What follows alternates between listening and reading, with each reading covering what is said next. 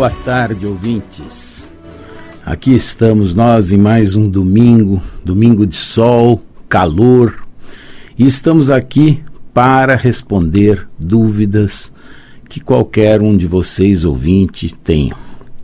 Para isso, disponibilizamos 2 telefones a vocês: 3171-0221 e 3262-4490. Vou repetir: 3171-0221, 3262-4490. E nós estamos aqui mais uma vez para falar sobre a medicina chinesa e sobre a acupuntura. E aqui nós já temos uma primeira pergunta da Júlia do Alto de Pinheiros.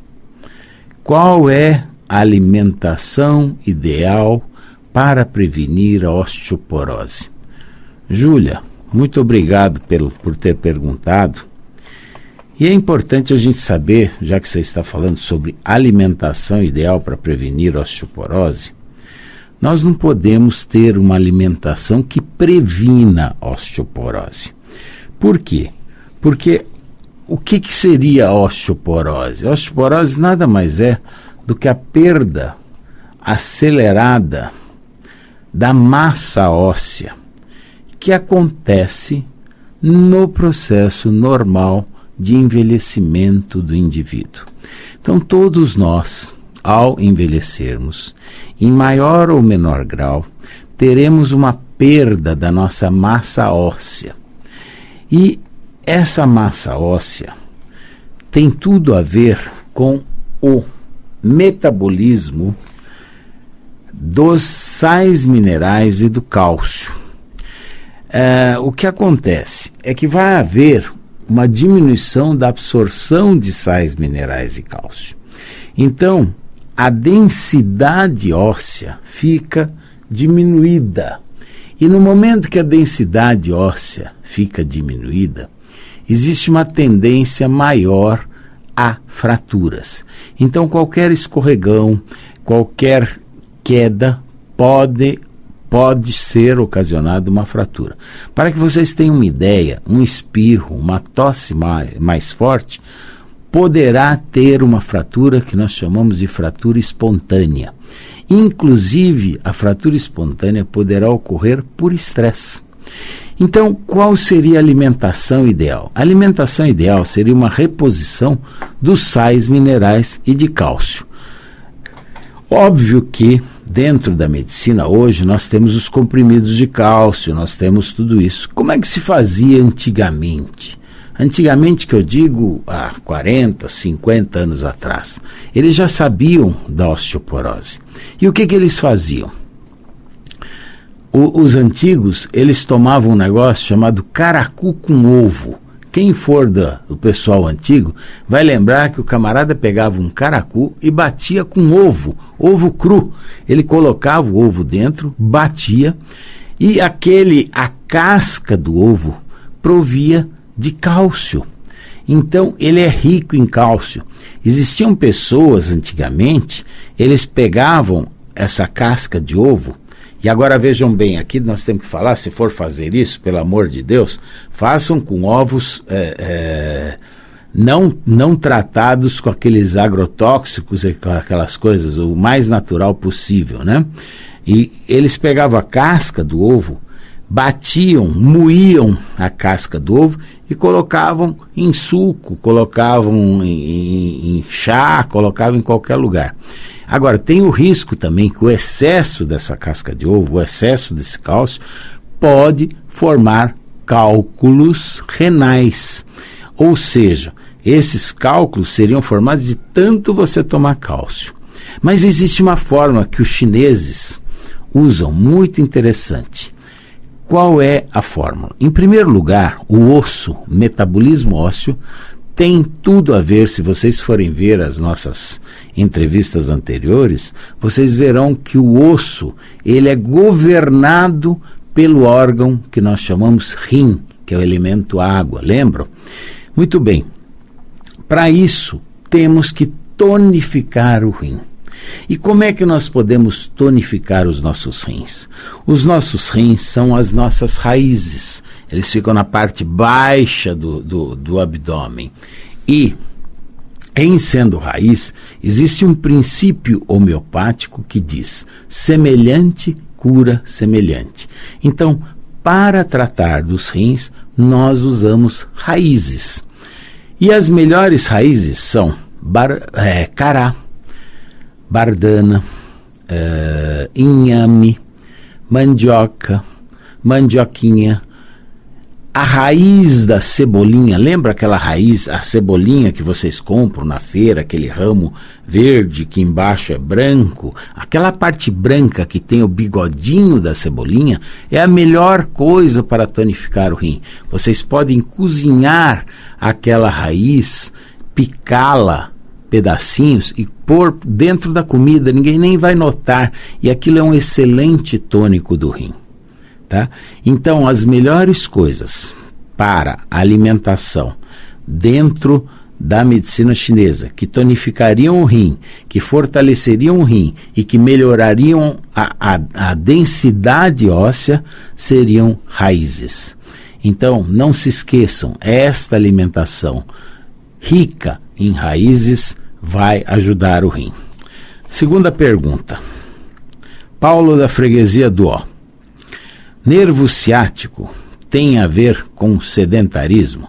Bom, em primeiro lugar, nervo ciático é uma parte da anatomia do ser humano. O nervo ciático se forma, todas as raízes que saem do plexo dos membros inferiores, que é então a nível da primeira vértebra lombar, da segunda lombar, da terceira lombar, da quarta lombar e da quinta lombar e da sacral 1, eles se unem, esses nervos, num único nervo chamado nervo ciático. Este nervo ciático é uma parte anatômica normal do indivíduo. O indivíduo tem o nervo ciático. Então, os antigos costumavam chamar de dor ciática ou ciatalgia, ou estou sofrendo do ciático, por uma questão de terminologia. Na realidade, o que eles querem dizer é uma lombalgia ou uma lombociatalgia com irradiação para o nervo ciático. Assim sendo, essa lombalgia nada mais é do que um processo inflamatório que está ocorrendo a qualquer um dos níveis citados anteriormente, L1, L2, L3, L4, L5, S1, e com uma pequena compressão. E assim sendo, essa dor irradia-se para o nervo ciático, provocando a dor. Essa dor, toda vez que estamos diante de uma dor, nós precisamos saber início, localização, irradiação, caráter, intensidade, duração, periodicidade, fatores que acompanham, que melhoram e que pioram. Então nós temos que caracterizar essa dor do ciático, ou do nervo ciático, ou da lombociatalgia. Ao caracterizarmos, nós teremos maiores elementos para podermos fazer o tratamento. A acupuntura ajuda muito nas dores lombociatálgicas. Então, por que ajuda? Porque quando nós fazemos acupuntura, nós vamos fazer com que haja uma liberação dos chamados neurotransmissores, que são anti-inflamatórios, naturais, no organismo de cada indivíduo. E estes anti-inflamatórios irão desinflamar e possibilitar a cura e a melhora da dor. Tanto faz qual seja o processo, porque as pessoas perguntam assim, mas na minha ressonância deu abaulamento, mas na minha ressonância deu uma protusão, mas na minha ressonância deu hérnia de disco. Não importa, o que importa é se esta hérnia, por exemplo, está fora do canal e está comprimindo muito, tem que se fazer também a cirurgia. Eventualmente existem estenoses, ou seja, quando o canal se fecha completamente, às vezes a cirurgia está indicada. Mas existe a hora da cirurgia, existe a hora do tratamento clínico, existe a hora da acupuntura. Por isso, medicina é bom senso. Não deixe de conversar com o seu ortopedista, bem falado, para que tenha uma conduta adequada, tá certo? O que nós queremos é a falta de excesso de cirurgia ou de outras coisas, porque hoje em dia os bons médicos são bons ouvintes também, então eles têm bom senso, e assim seguimos adiante. Tem alguma outra pergunta? Nós temos uma pergunta da Adriana do Jardim Paulista. O leite de vaca, segundo a medicina chinesa, é um alimento saudável? Ele de fato auxilia na prevenção da osteoporose? Muito bem. Adriana, então veja bem, interessante esse tema. Esse tema é muito controverso, porque, claro, existe a indústria do leite, e isso aí é um lugar meio difícil de se tocar, né? Na realidade, o leite de vaca, no Oriente, de uma maneira geral, ele é muito pouco utilizado. Tanto é que, por exemplo, uma das maiores populações do mundo, que é na Índia, a vaca é sagrada e não se come nem carne de vaca e nem se toma leite. É muito difícil ter esse costume não existe. Por outro lado, existe um indivíduo da Universidade de Harvard chamado William Ellis, e o William Ellis estudou muito esse assunto do leite. O leite, ele tem muita caseína, que é uma proteína que é um dos fatores que provocam alergias. Aí você vai me falar assim, mas espera aí, todo mundo toma leite, seu Nescau, seu ovo maltine, seu Toddy, sei lá. Sim, mas algumas pessoas apresentam uma intolerância à lactose. Pessoas não têm condição de tolerar essa parte do leite. E o que acontece? Provocam alergias. Essas alergias podem se manifestar em diversos graus. Podem ser em termos de alergia intestinal, então o indivíduo apresenta uma síndrome do intestino irritável, ou então apresenta uma síndrome de má absorção, ou então apresentam alergias na pele. Tem pessoas que apresentam alergias na parte do pulmão, como bronquites, faringites, rinites. Ou seja, quem está dentro da medicina chinesa coordenando as alergias são basicamente dois órgãos: os pulmões e o fígado. O fígado na parte da imunologia e da alergia propriamente dita. E o pulmão, ele rege pulmão, pele, intestino e nariz. Consequentemente, existem os quadros intestinais, os quadros de rinite, os quadros de bronquite e os quadros de urticária. Mas, na realidade, se nós formos ver, o leite de vaca, ele possui 50% de proteínas dentro da sua composição, das quais a caseína é a que mais se encontra. Agora imagine o seguinte: o leite de vaca tem 50%. Sabem quantos por cento de proteína tem o leite materno? O leite materno apresenta 2,38% de proteína. Ou seja, nós não temos a necessidade de toda essa carga proteica que é fornecido pelo leite. Então vocês vão me falar, bom, mas por que não é em todo mundo que se dá essa alergia? Porque cada indivíduo é um indivíduo diferenciado. Nós não somos seres iguais. Não existe o mesmo tratamento para todas as pessoas. Existem pessoas que vão tomar o leite e vão ter a sua enxaqueca, vão comer seu queijo, vão ter sua enxaqueca. E outras pessoas que não vão apresentar esse sintoma porque são mais resistentes. Então nós temos que respeitar o organismo de cada indivíduo. Nós temos que alertar para o fato de que estão comendo ou tomando leite em excesso ou queijo em excesso, tá certo? Então, nós nunca vamos chegar num acordo em que todos sejam iguais. Nós vamos chegar, sim, no bom senso. Então, cada ser humano é diferente e temos que respeitar esses organismos. Qual que é a próxima pergunta? Marisa, da Vila Mariana. Tenho uma alimentação muito saudável e pratico atividade física com frequência. Mesmo assim, meu colesterol está muito alto. Pode ser estresse? A acupuntura é indicada nesse caso? Então, vamos lá. O colesterol, esse é um outro mito e que é muito difícil que todas as pessoas aceitem e que seja uniformizado esse conceito. Mas vamos lá. O colesterol em si, ele é produzido dentro do nosso organismo. E quem é o órgão que produz o colesterol? É o fígado. Se este fígado tem um bom funcionamento, obviamente que a tendência a se ter o colesterol ruim, dito ruim, mais alto, e o colesterol dito bom, mais baixo, é maior, com essa tendência de fígado fraco. Então nós temos que tonificar o fígado. Em primeiro lugar, esse é um dos, já vamos antecipar, que é uma das formas de tratamento.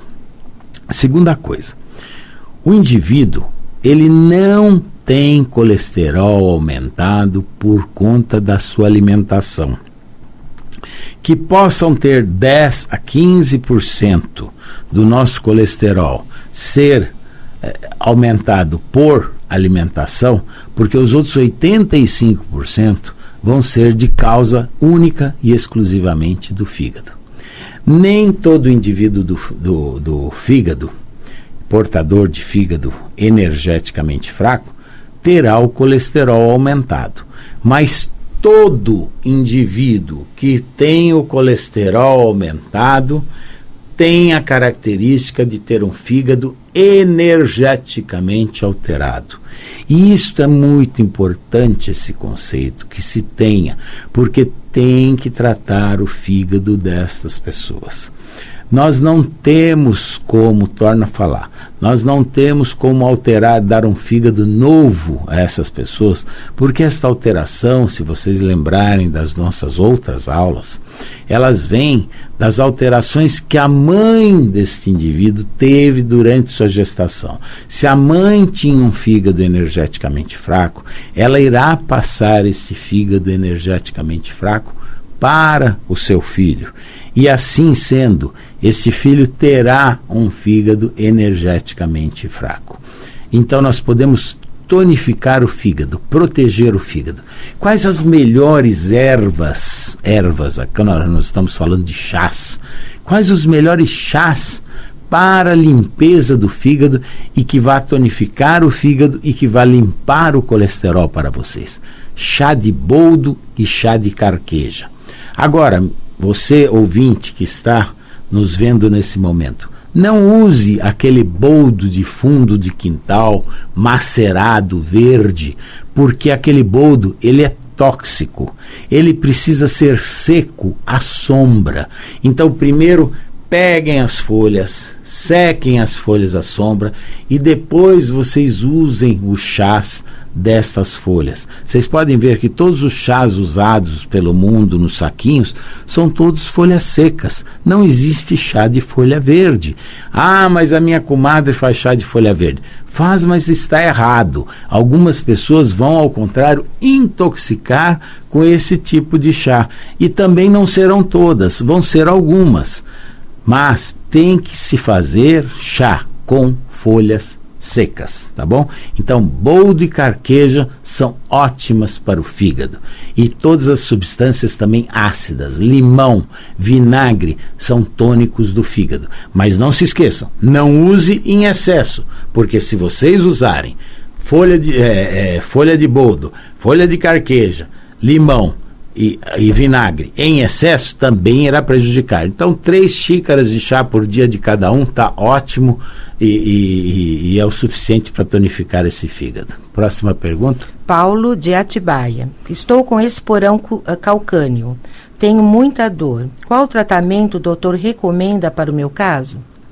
Esporão de calcânio nada mais é do que uma calcificação exagerada da inserção do tendão do calcâneo, do tendão da sola do pé que vai na região do calcâneo.